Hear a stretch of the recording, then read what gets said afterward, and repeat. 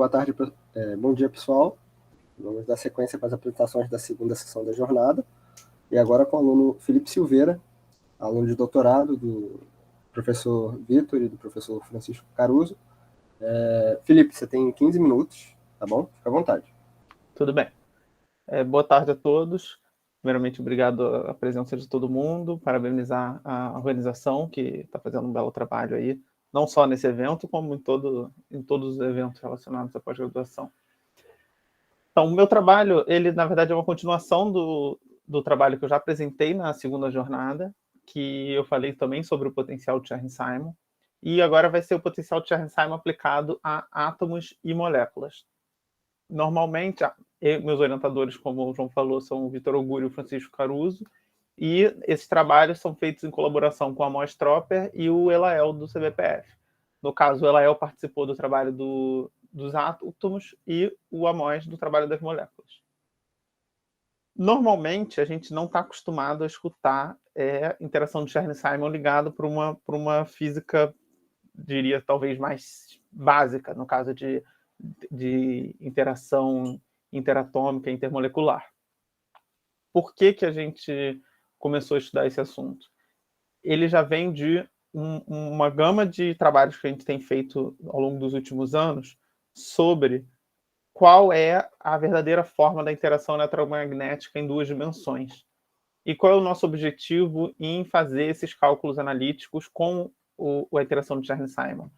É justamente ter uma gama de dados teóricos para que, eventualmente, num possível experimento com átomos e moléculas em duas dimensões, a gente consiga determinar, a partir do experimento, comparando com os vários dados teóricos que a gente tem, em que região essa interação está. Se ela é mais parecida com, em outros trabalhos, eu vou mostrar depois no final, a gente fez com interação do tipo logaritmo, ou é a interação colombiana normal 1 sobre R, e esse trabalho de interação de Chern-Simon. Então, eu vou começar falando... O início desse trabalho, vou começar falando um pouco, dando uma introdução sobre o que é a interação de Chern-Simon, falar um pouco do potencial de Chern-Simon, que é basicamente a gente tem que comparar sempre aqui com o potencial colombiano, 1 sobre R, mostrar a equação de Schrödinger em duas dimensões que a gente resolveu nesse problema. Eu vou focar no slide mais na parte do átomo, e no final eu vou na parte de discussão e conclusão, eu vou falar um pouco da molécula, mas não vou apresentar todas as contas da molécula, porque são muito extensas, para não ficar uma apresentação também muito maçante, de ficar vendo conta, que ninguém está tão interessado, né?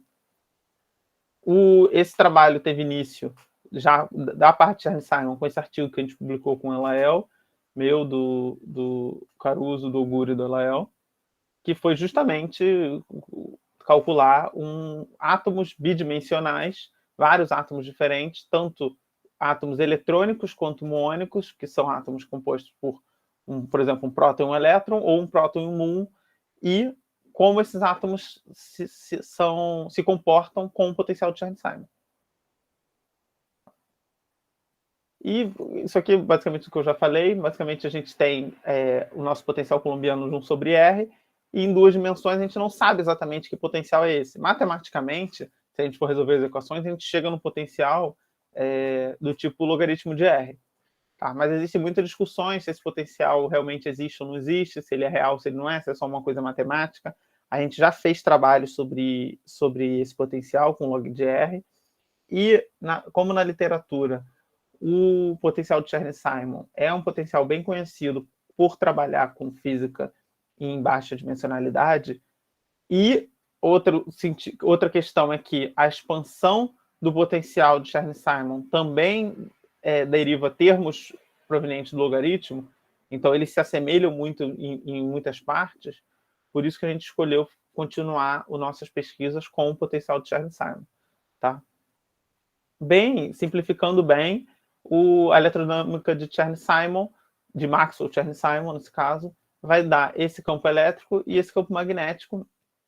Esses resultados são provenientes de um trabalho do Elael, um trabalho antigo dele, eu esqueci o ano agora desse trabalho, mas ele que deduziu esses valores. Então a gente já começou o nosso trabalho a partir do potencial que ele já tinha feito num trabalho antigo dele, que dá essa equação 2, que é exatamente o nosso potencial elétrico entre uma partícula de carga E.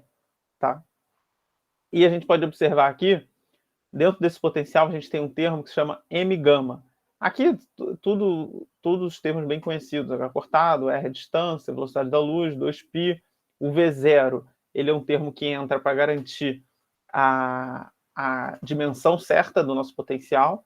Sempre que a gente passa de 2 dimensões para 3 dimensões, tanto usando o potencial 1 sobre R, quanto usando o potencial logaritmo, a gente sempre precisa garantir que as nossas energias, as nossas distâncias estão nas mesmas unidades. Isso é realmente um problema, porque muitas vezes, falando do potencial logaritmo, por exemplo, quando você só resolve a equação de Schrödinger, se você simplesmente for passando para 2 dimensões, você acaba com energias e distâncias em unidades completamente diferentes do usual. Então, o V0 vem justamente como um termo para garantir que a gente esteja todos na mesma unidade. E o termo m-gama é um termo que vai depender da massa do fóton. A eletrodinâmica de Maxwell-Chern-Simon é uma teoria com um fóton massivo. Então, o nosso potencial também vai depender dessa massa desses fótons. E uma coisa muito importante, qual é a massa desse fóton? A gente também não sabe. Então, existe uma gama, uma faixa de massas que a gente estudou, e a gente estudou alguns intervalos. Dentro desse intervalo, a gente estudou alguns valores específicos e viu o comportamento dele. Independente de qual valor a gente escolheu, a gente vai ver que o comportamento entre eles é bem parecido. Aqui eu vou falar um pouco da equação de Schrödinger em 2 dimensões, que não é nada muito diferente do que a gente já conhece.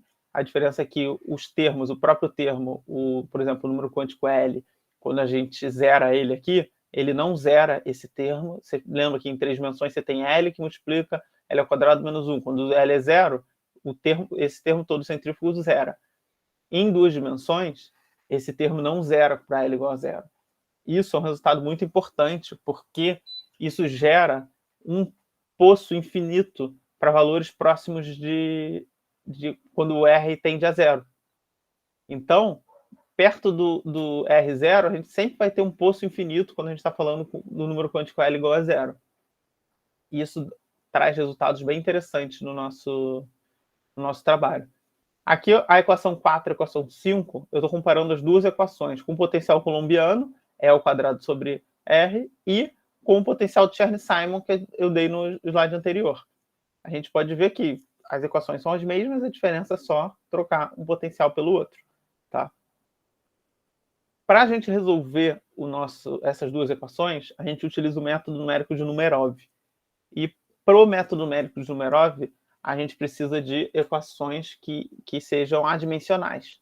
Então, a gente vai transformar essas duas equações em equações adimensionais, simplesmente faz as multiplicações e divisões por massa, por H cortado, ou chama tudo de H cortado igual a 1. Existem várias técnicas diferentes, para casos diferentes, a gente tem técnicas diferentes para transformar ela em adimensional. Uma coisa importante nas equações, vocês podem ver, é esse termo zeta, que aparece tanto na equação com potencial coulombiano, quanto num potencial de Chern-Simon. Esse termo ele foi introduzido, a gente que introduziu esse termo na equação, e ele vem justamente para modificar essa equação para diferentes átomos, ou nesse caso aqui a gente está falando só do átomo, mas na equação da molécula também aparece esse termo para modificar a equação para diferentes moléculas. Então, ajustando esse zeta, a gente consegue ajustar essa equação para um átomo diferente, desde que seja um átomo composto de 2 partículas, uma positiva e uma negativa, igual a um átomo de hidrogênio. Então, seria um próton, um elétron, um próton, um muon, um deuteron, um muon, um deuteron, um elétron, um trítio, um elétron, um trítio, um muon. Lembrando que o deuteron e o trítio seriam o núcleo do deutério e do trítio. Felipe? Oi. Só informando que falta 5 minutos. Tá bom, tá bom. O resto agora é rapidinho. Então, o que a gente tem nessa equação? A gente pode, simplificando ela, a gente tem esse poço de potencial, e como eu falei, a gente vai ter... Por que a gente tem um poço aqui em 3 dimensões? Porque Porque a gente tem vários valores para várias moléculas diferentes e para vários valores de gamas diferentes, da massa do fóton diferente. Então, a gente vê como esse poço se modifica para diferentes moléculas e em diferentes potenciais. Aqui a gente já tem o nosso resultado. Eu falei moléculas, desculpa, aquele poço lá em cima em 3D era do átomo. E aqui a gente já tem a nossa solução numérica para os diferentes átomos. Aqui, ó, átomo, próton, elétron, deuteron, elétron, trítio, próton, muon, deuteron, muon e trítio, muon. A gente fez esses 6 átomos. O beta são as energias em 3 dimensões, com potencial coulombiano 1/R. O epsilon são em 2 dimensões, com potencial também coulombiano 1/R.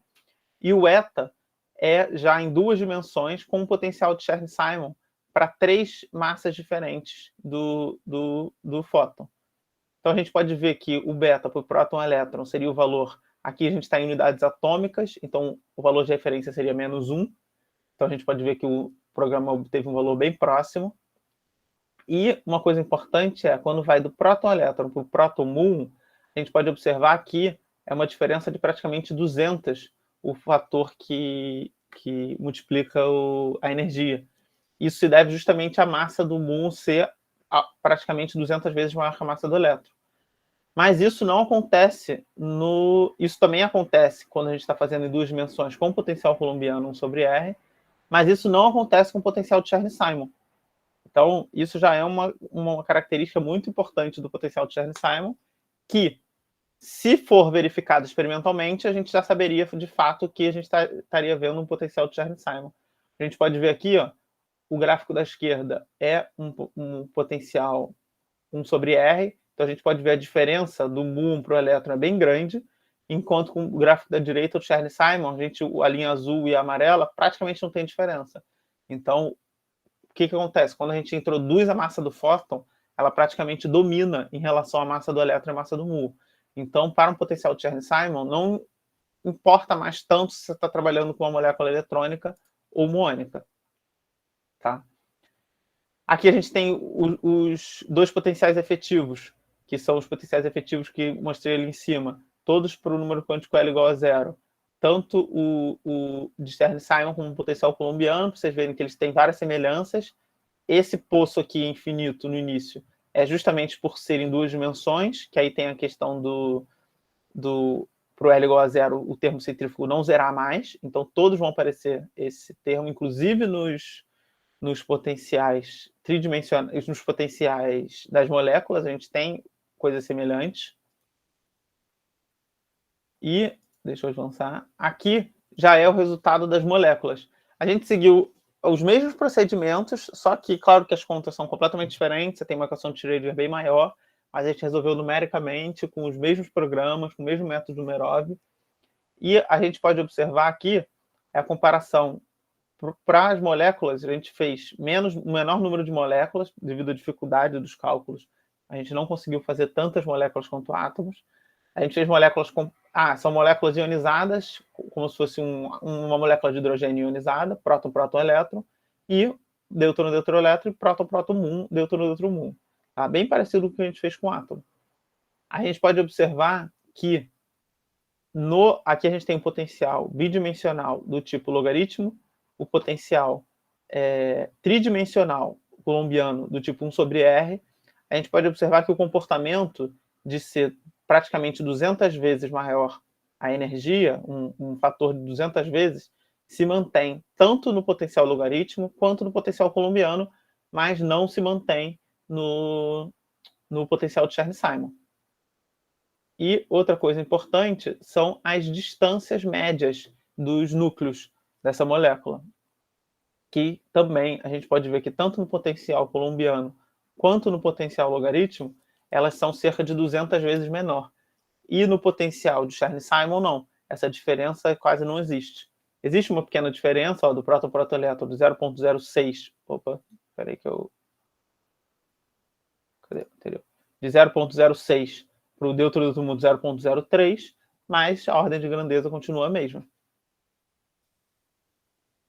Esses últimos resultados das moléculas vão entrar nesse artigo que a gente ainda não publicou, está sendo submetido para publicação agora, o dos átomos já foram publicados, e toda essa pesquisa de física em duas dimensões e como é a real interação intereletrônica entre tanto os átomos quanto as partículas tem sido feito em diversos outros trabalhos pelo nosso grupo.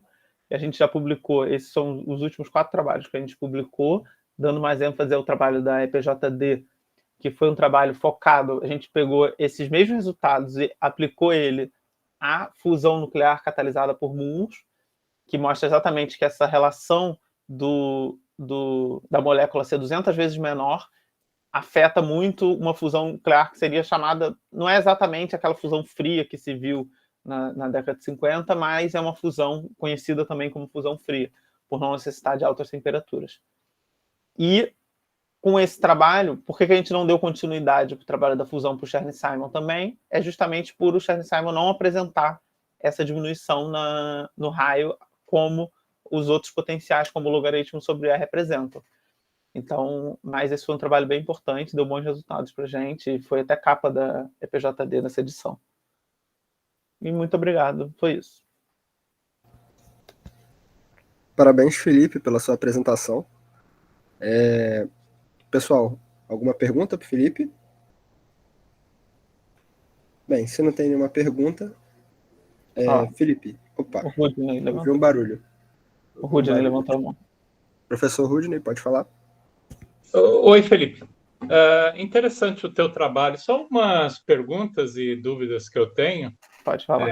Quando você trata materiais planares, né, eu entendo, por exemplo, quando você aplica esse tipo de interações de Chern-Simons para filmes supercondutores, né, que você tem efetivamente fótons massivos no material.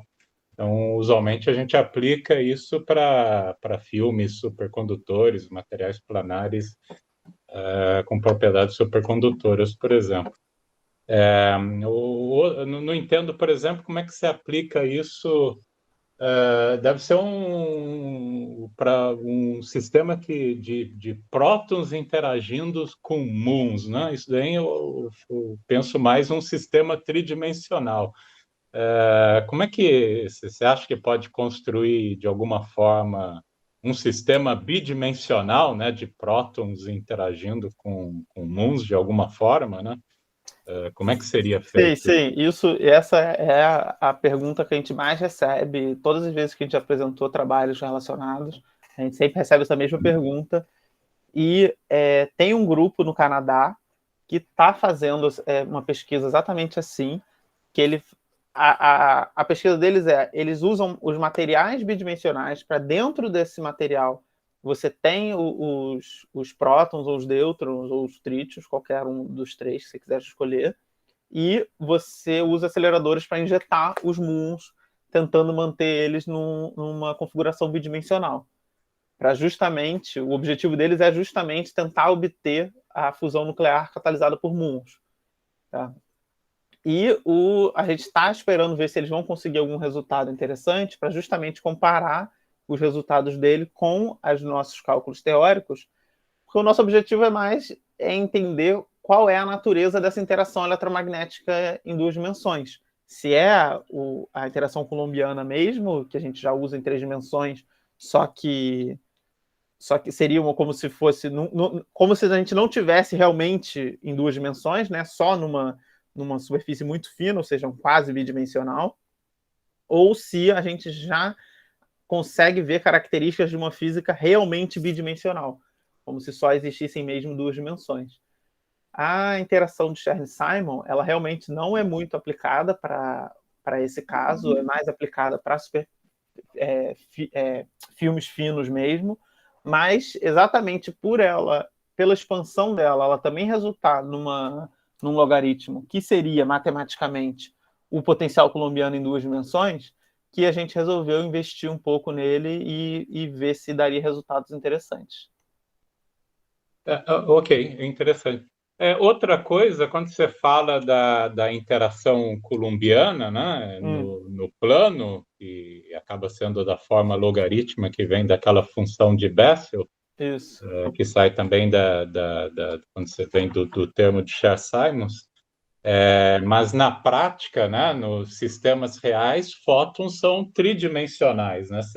Sim, sim, Não há sim, como sim. confinar, né, Você não tem os o fótons confinamento, exatamente. no plano, né? Então, não sei se você conhece, mas tem uma outra versão da eletrodinâmica quântica que aplica exatamente para esses sistemas planares, onde você ainda tem os fótons propagando no espaço tridimensional, mas está interagindo, por exemplo, lá com os elétrons no material planar, que é a chamada pseudoeletrodinâmica quântica. Tem várias pessoas aqui no Brasil que trabalham com esse tipo de eletrodinâmica planar. A vantagem dela é que a interação coulombiana ainda permanece coulombiana, né? 1 sobre R.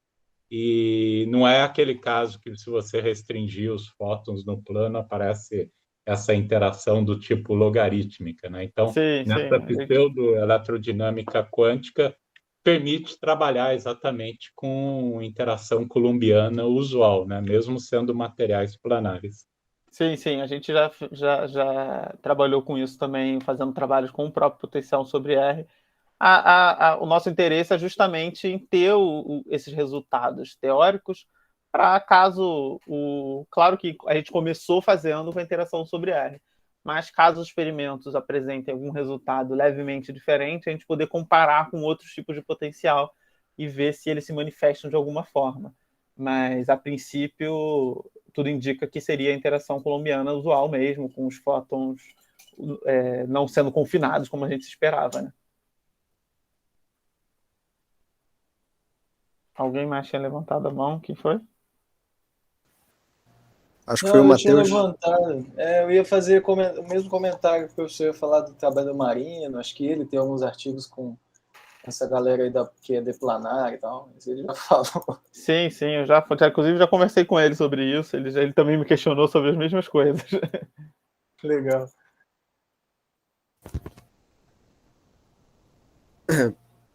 Bem, pessoal, então se não tem mais nenhuma pergunta, eu gostaria de parabenizar e agradecer de novo o Felipe pela apresentação. Obrigado. E dar só um aviso, que a gente volta na próxima sessão, né, às 2 horas, né, e aí já volta com as apresentações, né, da sequência do Felipe, né, o Gabriel, os dois Gabriels e o Giovanni. E bom almoço a todos e a gente se vê daqui a pouco. Beleza, 2 horas então, né? Isso. Isso, 2 horas. Falou, pessoal. João, eu não sei se eu consigo fechar para todo mundo aqui. Eu vou tentar e aí eu abro de novo 2 horas. Tá bom, 10 para tá as bom. 2, né? Tá ótimo, tá bom.